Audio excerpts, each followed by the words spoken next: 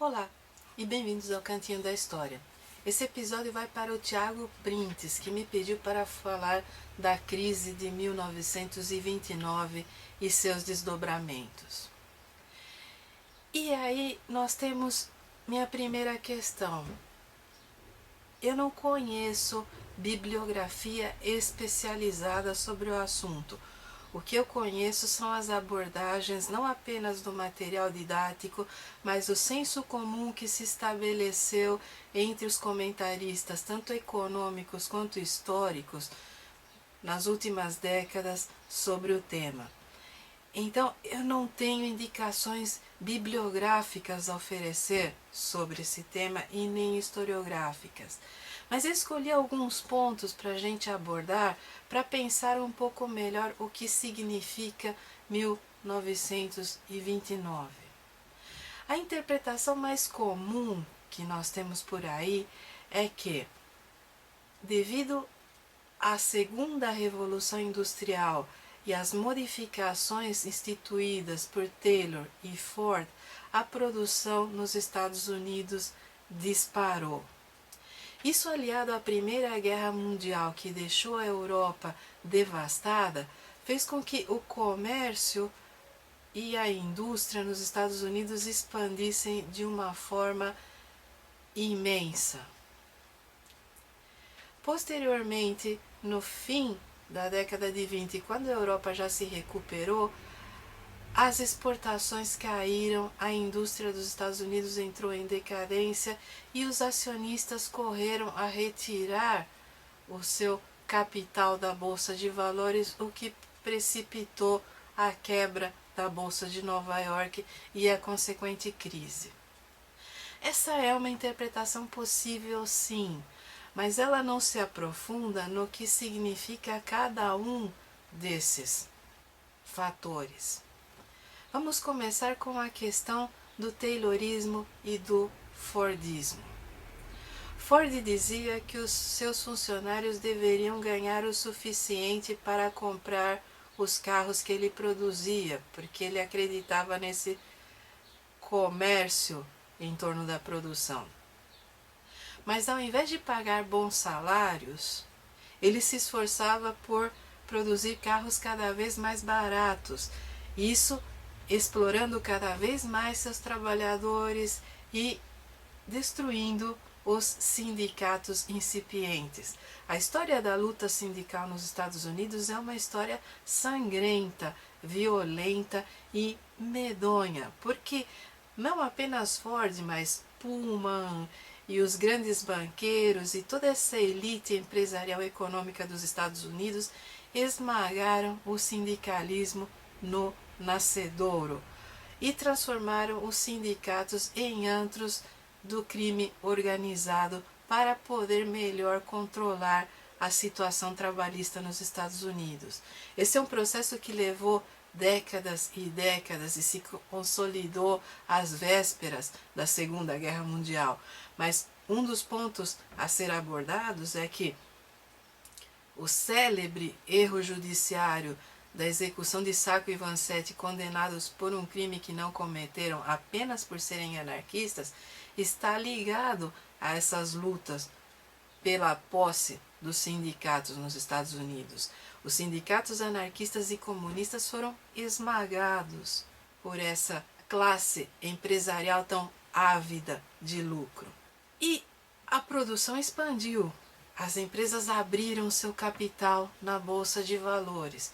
E o que significa quando uma empresa abre seu capital na Bolsa de Valores? Isso existe até hoje. Ela se capitaliza teoricamente para investir na produção e melhorar seus processos para garantir maiores lucros. Mas não é bem isso que acontece na vida real. Em um primeiro momento ela até se moderniza, mas depois ela vira escrava dos acionistas. E o lucro se volta contra a produção. A ideia de que as ações devem ser remuneradas atropela todos os outros fatores importantes da produção. E o que começou a acontecer nos Estados Unidos, nos chamados loucos anos 20, é que, além das empresas e das indústrias que de fato existiam, passaram a existir também uma série de empreendimentos abrindo capital na bolsa que não eram de verdade, que eram esquemas de pirâmide. Os esquemas de pirâmide, chamados esquemas Ponzi por causa do falsário italiano, são oriundos dessa época. São esquemas em que você lança uma ideia no mercado e as pessoas abraçam e investem dinheiro nela. E no primeiro momento, os primeiros que investiram são remunerados, mas é necessário que entre sempre mais e mais gente investindo dinheiro para que essas remunerações permaneçam. O que vai acontecer no final é que quando o esquema acaba ruindo, quem se prejudica é a base da pirâmide. É aquele pessoal que entrou para sustentar o topo. Em parte, o capitalismo em si é uma gigantesca pirâmide, em que a base sonha em chegar ao topo e sustenta o topo perpetuamente. O que aconteceu em 29 é que, de fato, a Europa começou a se reerguer e a ter uma indústria um pouco mais competitiva. E junto com as pirâmides começou a ruir também a grande indústria nos Estados Unidos. E as pessoas que haviam investido nesse mercado de ações sonhando em ficar bilhardárias, entraram em pânico e correram e descapitalizaram os bancos. Então aquelas centenas de bancos que existiam nos Estados Unidos começaram a falir um após o outro e os banqueiros a se atirar do alto dos prédios. E não é apenas isso. Junto com toda essa crise aconteceu um fenômeno climático que é emblemático e que é pouco estudado aqui no Brasil, que é a desertificação, as nuvens de areia que atacaram estados como o Oklahoma, o Kansas, e fizeram com que uma boa parte daqueles pequenos proprietários de terras não pudessem fazer suas colheitas, entrassem em dívida com os bancos tomassem a propriedade e essas pessoas tivessem que colocar seus pertences em caminhões e sair procurando o subemprego nas grandes cidades. Se você gosta de referências literárias, então As Vinhas da Ira é a referência para esse fenômeno. Se você não tem paciência de ler John Steinbeck, é uma pena, porque é um grande escritor e sabia do que estava falando, vivenciou e acompanhou todo esse processo. Mas você pode assistir o excelente filme do John Ford com Henry Fonda no papel do Tom Joad. Essa desertificação e esse fenômeno dos Okies e outras migrações que se encaminhavam à Califórnia, que era considerada, né, o paraíso verde dos Estados Unidos, essa falência em massa dos bancos e de uma parte do empresariado norte-americano teve um impacto tão medonho, mas tão medonho, que para sobreviver o capitalismo teve que se reinventar como estado de bem-estar social. Ele teve que garantir o mínimo de direitos à vida, à comida e a um teto, a uma previdência para essas pessoas.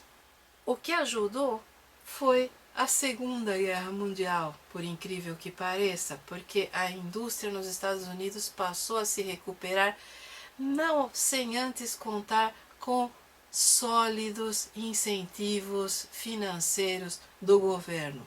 Então, todas aquelas pessoas que defendiam o Estado mínimo, o Estado não intervencionista na economia e o liberalismo econômico, as últimas consequências, naquele momento, se não fosse a ação do Estado, não teriam sobrevivido.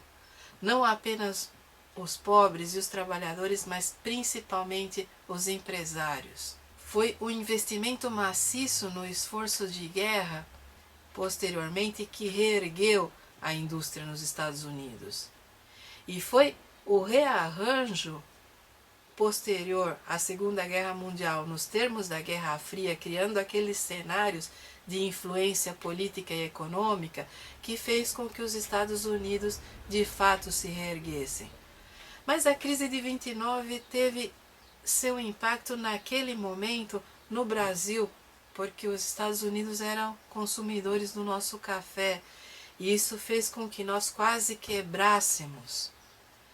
Foi necessário reformular toda a política cafeeira brasileira para ultrapassar aquela crise. Esse fenômeno também teve impacto na Europa. A República de Weimar, já atropelada pela Primeira Guerra Mundial, acabou de ruir em 29, quando o marco alemão simplesmente acabou e passou a não ter qualquer relevância como moeda. Isso precipitou a ascensão dos regimes totalitários na Europa, porque a necessidade de um Estado intervencionista aliou-se à necessidade de segurança que as populações sentiam e promoveu líderes carismáticos e ditatoriais. A crise de 29 serve para refletir sobre todos esses eventos, não apenas sobre a questão econômica, não apenas sobre o caráter piramidal do capitalismo financeiro, mas serve para refletir sobre essa disputa que existe entre a visão estatista e a visão privatista, a visão entre o Estado mínimo e o Estado na acepção do termo intervencionista. Existem momentos em que, sem o Estado intervencionista, a soberania de um país não se consolida. A ausência de Estado na economia permite esse vale tudo, permite as bolhas financeiras que acabam tornando os pobres cada vez mais instrumentos do capital. E essa não é uma leitura essencialmente marxista. Alguns dos economistas mais conservadores ao longo dos últimos 100 anos têm a mesma leitura. Tem que haver um equilíbrio entre a ação do Estado. Nem o Estado totalmente intervencionista é desejável, mas o Estado mínimo também é uma ficção, porque o mercado não é autorregulatório, o mercado não é um Deus, o mercado não é sábio, o mercado não é nada. O mercado é uma ficção. O mercado é o cenário onde as forças econômicas e sociais se encontram. E se não existe uma regulamentação clara e definida desse mercado, o mais forte prevalece. E a lei do mais forte é tudo o que não se quer em uma democracia. A lei do mais forte é a lei dos senhores da guerra, é a lei dos senhores do capital. Os defensores do Estado mínimo e de um viés privatista da sociedade acreditam da maneira mais ingênua possível que existe liberdade de consumo, que existe livre concorrência e que, se houver demanda, os preços vão cair. Só que esses ingênuos não conhecem uma palavra chamada cartel. Os cartéis econômicos existem desde o final do século XIX. E se você não tiver um Estado presente que regulamente as relações econômicas, os cartéis se formam e o consumidor é imediatamente prejudicado. Quando as teles foram privatizadas aqui no Brasil, foi dito que o serviço melhoraria e ficaria barato porque haveria concorrência. O que nós vemos hoje é que o serviço se universalizou, mas ele não é bom e não é barato, e os cartéis estão aí. Então, muito cuidado com essas leituras. A lei antitrust dos Estados Unidos, a lei contra os cartéis, data do início do século XX, quando as grandes detentoras das marcas e dos capitais nos Estados Unidos se juntavam para derrubar esse ou aquele setor da economia e monopolizar o seu acesso. Então, cuidado com a ingenuidade. A crise de 29 tem que ser estudada e tem que ser estudada em todos esses detalhes, inclusive na questão climática e no impacto do clima sobre a economia. Hoje que nós estamos atravessando esse inferno climático e em que as culpas são jogadas de lado a lado, mas a realidade continua aí, é necessário pensar o que essas mudanças climáticas vão representar para a nossa agricultura e como isso vai se refletir no mercado financeiro no futuro. Desde 29, o mundo passou por várias crises similares. Essa última entre 2006 e 2008, em que a bolha dos títulos podres e da especulação imobiliária nos Estados Unidos estourou, é responsável pela falência da Europa. A Europa hoje enfrenta uma crise da qual provavelmente não vai sair tão cedo. Cuidado com a leitura de certas mídias que deslocam os responsáveis ou que fingem que algumas coisas não estão acontecendo. Vamos pensar e refletir principalmente sobre o caráter didático do conhecimento histórico. Vamos começar a usar o que sabemos para analisar a realidade atual. Eu adorei a pergunta do Tiago porque me remete diretamente ao que está acontecendo hoje. E eu estou reformulando o cantinho aos poucos. Eu estou escolhendo da lista antiga as perguntas que têm alguma relevância para o nosso conhecimento atual. Então, muitas daquelas perguntas sobre historiografia vão ficar de lado e sobre teoria. Algumas daquelas questões fascinantes sobre Idade Média também vão ficar um pouco de lado. Nos próximos meses eu quero que o cantinho reflita um pouco das discussões atuais. Mas na medida do possível ainda vou responder algumas daquelas questões. Então, podem continuar mandando seus comentários, sugestões e críticas, que eu demoro, mas respondo.